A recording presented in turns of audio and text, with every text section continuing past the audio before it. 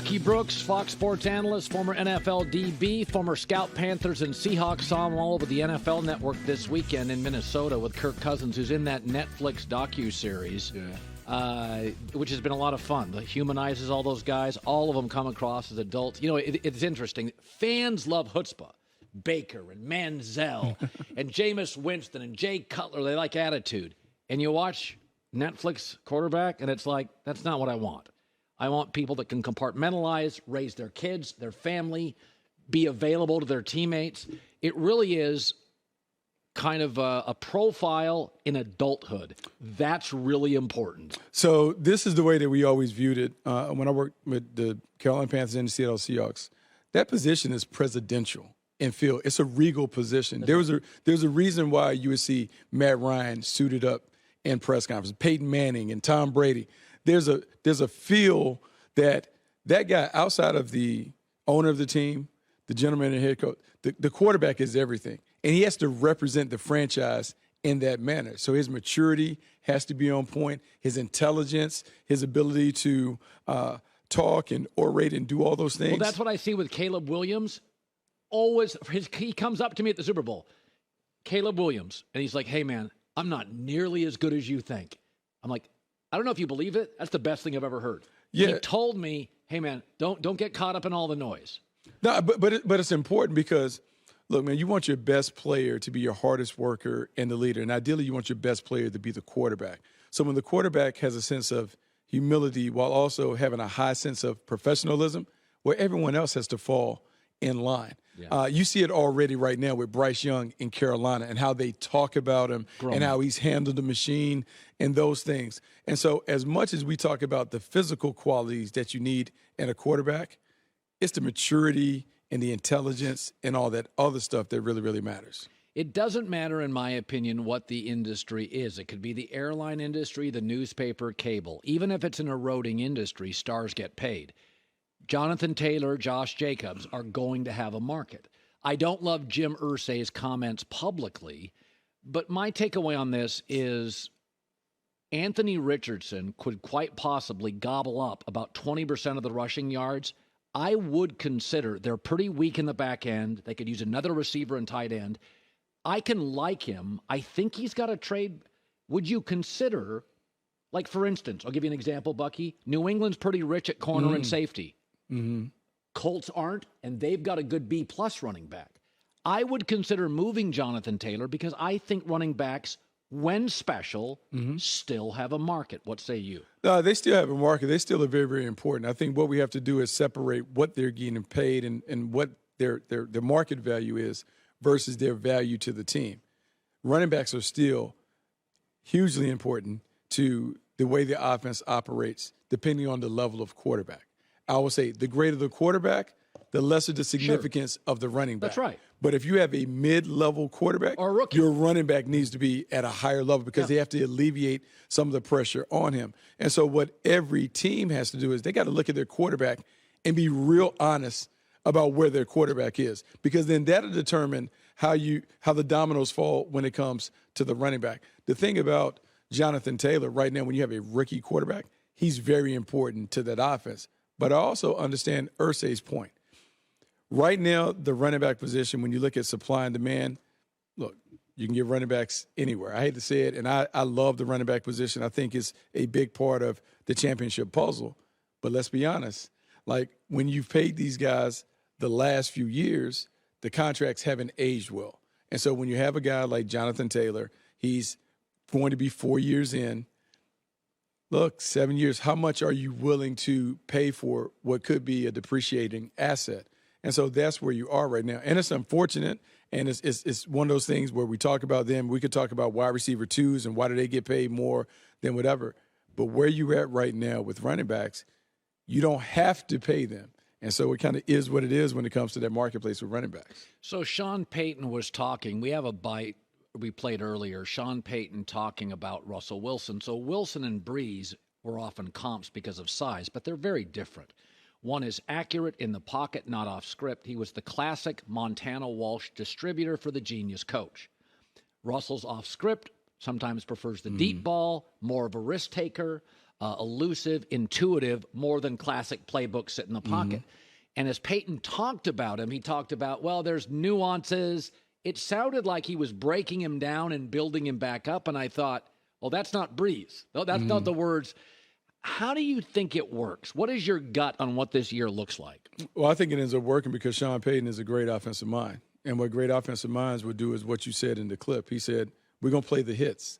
And so what he will do is try and figure out where Russell Wilson is now in his development of his career in terms of what he can do really well. Try and put him in an offense where they ask him to do what he does well over and over and over again, whether that's the bootleg passing game, whether that's deep play action, those things. I don't believe Russell Wilson is a timing rhythm quarterback. You talked about Drew Brees being able to catch it, get to the top of the drop, and the ball is out. That's not necessarily how Russell Wilson has ever played. Never. And so the frustration that can come with coaching a guy like that is if you're an offensive coordinator that wants to run a rhythm-based offense, he's not a rhythm-based quarterback. And so can Sean Payton kind of get out of what he used to do with Drew Brees and look at Russell Wilson for what he is and say, we need to play like this. And so you've seen them beef up the offensive line, talk about the importance of the running game. You need those things to work because now you can do more play action, which isn't as rhythmic as the way that they played in New Orleans with Drew Brees at the end of his career. But, yeah, it'll take some time, but Sean Payton will figure out to be the way to put Russell Wilson in the best position to succeed. So the quarterback tiers, 50 executives, scouts, coaches, coordinators go into Mike Sando. And it's bottom line, there's some anonymous quotes. I thought it was mostly accurate. I thought the Tier 1 guys were Tier 1. The Tier 2 guys were all great, often more talented, but maybe less consistent, or there was a but. But Lamar gets hurt. But Trevor Lawrence has only had one great year. I did think Jared Goff being buried in Tier 3, I think he's a better thrower of the football than Kirk Cousins. I think he's a more elegant thrower than Dak Prescott. Goff was the only guy to me. In fact, there was a stat. He went at the end of this year, I forget the number, like 380 throws without a pick. That's hard to do in the league. Yeah. So I when you looked at the tiers, did anything jump out to you? So let's talk about Jared Goff. And I will say this. I believe that a couple of things did Jared Goff a disservice. One, Hard Knocks his rookie season. So everyone saw him kind of out of sorts. He looked like he was out of his element. It was too hard, complex. And so it put him in a bad light. So now you don't view him as a high IQ guy that kind of runs everything. The second thing, Sean McVay's wizardry, or the reputation that Sean McVay had as being an offensive wizard. People talked about him talking to Jared Goff throughout the thing when they were playing with tempo so the mic could stay on, the headpiece could stay on. So now that took away from Jared Goff because now we're saying, oh, it's not him. It's Sean McVay. And so he's never had an opportunity to really be viewed as a high-end guy. Despite being the number one overall pick, it's always been like he's been a throwaway or a byproduct of this offensive ingenuity that Sean McVay has brought. I think Detroit has helped him. What they were able to do last year, the way they threw the ball all over the yard, the way they were really, really difficult for people to defend, I believe there should be more respect put on Jared Goff's name for what he is. I'm not saying he's a Tier 1 quarterback, but he certainly should be a Tier 2 quarterback because in my mind, he's a pretty good player. So Jordan Love's interesting. He's big enough. He moves well. Every time he talks, he sounds like a smart kid. He's been in the system. They have a good offensive coach, good backs, very young at skill position outside of Christian Watson. It's a bunch of question marks. But, I mean, I joke it's the Loch Ness Monster. I've got a couple of pieces of film or pictures I know nothing about. But Burrow's first camp, Mahomes' first camp, Herbert's first game, nobody can hide the fact this was juice. I got nothing in 3 years. I'm going to be cynical on this. My gut is it's not pretty. What am I supposed to think? 3 years, Coach? 3 years, Bucky. I got nothing. I don't got a piece of video. We don't have – it's practice. 3 years. We're talking about practice. I was hearing about – We're ready to get rid of my guy. Aaron Rodgers, you were getting – Whoa. See, I'm glad you took me right to where I wanted to go. So Aaron Rodgers and Jordan Love's careers parallel. If you go back and you Google and read up on what was happening in Green Bay, those first two preseason, Aaron Rodgers was not lighting it up for the Green Bay Packers. It wasn't until that third preseason that he kind of settled in and came into his own, where then you thought, oh, okay, well, maybe this could work. They went around 500 his first year. Then the next year, it took off. I think for Jordan Love, it's very similar.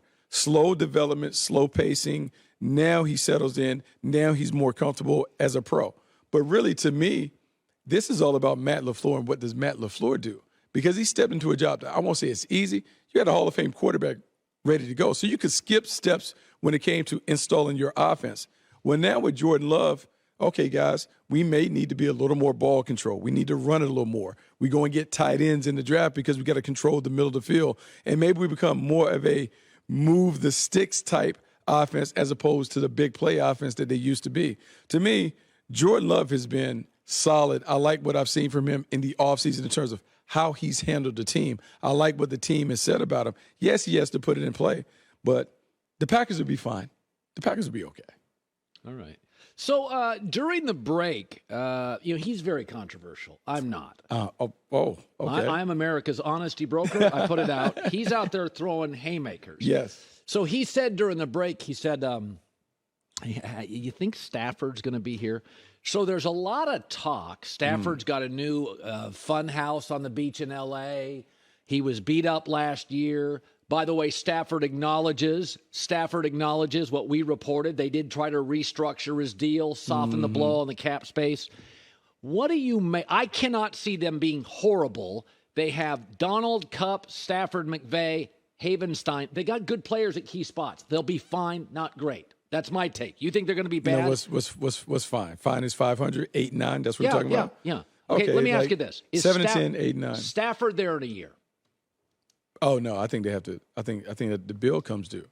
The bill comes due. He's played a long time. He's won a Super Bowl. He's made a lot of money. The salary cap is going to be, at some point, we have to turn the page. They got to find their quarterback of the future. Now, I don't believe it's going to be Stetson Bennett. But at some point, they have to find. So you think they draft a quarterback first pick? Oh, yeah, and I think next year is a year where you may have an opportunity to get some quarterbacks. There's a nice, intriguing young class of quarterbacks that are coming into the league next year.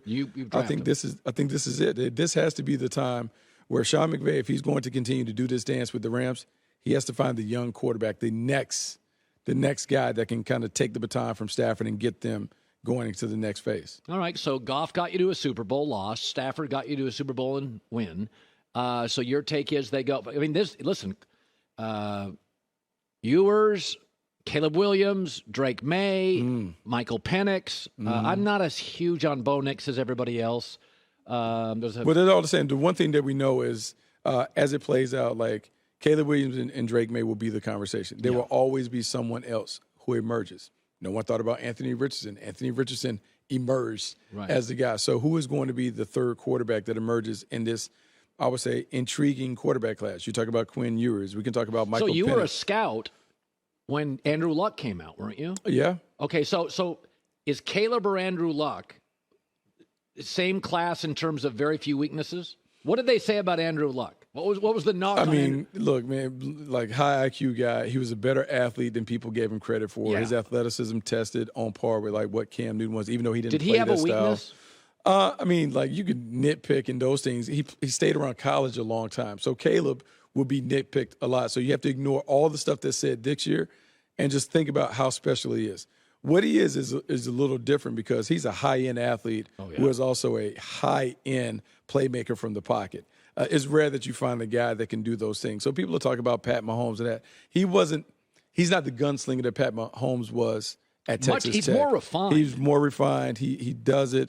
I know you love it because you love the Trojans. Like he has Lincoln Riley, and they're going to throw it all over the yard, and they got playmakers abound and those things. And so he's going to look great.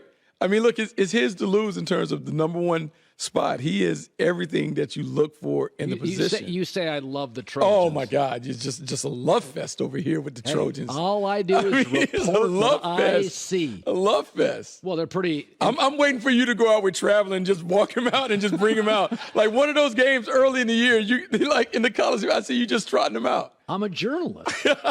Big J journalism, yes. No favoritism. Bucky Brooks, Fox Sports NFL analyst. So you were hanging out at the Vikings practice because I flew back and I watched the whole thing. Yeah. Boy, Kevin O'Connell could talk. Hey, man, that's my guy, Kevin O'Connell. Holy moly. Look, he's great. And what I love about Kevin, like having watched him first, scouting him as a player, and then like got to start together. We were on the opening tour. He was coaching high school guys, and now he goes and he gets it. A couple things that he has. He has been blessed a few different ways. One, he's been around Shanahan's and Sean McVay and all that other stuff. So he has all of that new stuff that everyone wants. But he played in New England, so he has that old school thought about complementary football and how all the pieces of the puzzle all go together. And so the Vikings, I know everyone expects them to take a step back because of some of the veteran losses. We talked about this. People are selling their Viking stock. So they're selling stock because they won 11 one-score games. But here's where he benefit. Brian Flores coming over, having another head coach with experience, another high-end, like high IQ defensive coordinator, they're going to be fine. They're not as talented, but the toughness is going to be there from the defense, and he is really good in terms of putting Justin Jefferson in a spot to be able to get the touches. I think they're a playoff team. Oh, yeah, I wouldn't count them out. He has it. And year two, far more comfortable as a head coach play caller than year one. It's hard. It's hard to juggle all those responsibilities. Flores. Yeah. Brian was we've said this before, Brian was intense. Now, he may have worn out Tua, but it's like Vic Fangio. You can't tell me he's not a great coach. No, some guys aren't quite ready for the room, but Brian was unbelievable. Unbelievable defensive coordinator. I would say he should be a head coach, but you get that presence. So now what it does is he can entrust the defensive side of the ball to Brian Flores and really focus on being a great offensive play caller and head coach. It should work well in Minnesota. Bucky, what a pleasure. It's great, man. You keep it's it been up. A minute. It's been my two favorite guys that like to stir it up. No. That's like what to stir he it does. up. Like to stir it up. I am here to keep it right on journalism. Hi, everybody. Thanks for watching. Subscribe here to get the latest from the show. Also, be sure to check out more of the best clips from The Herd or go watch a few segments from other shows on FS1.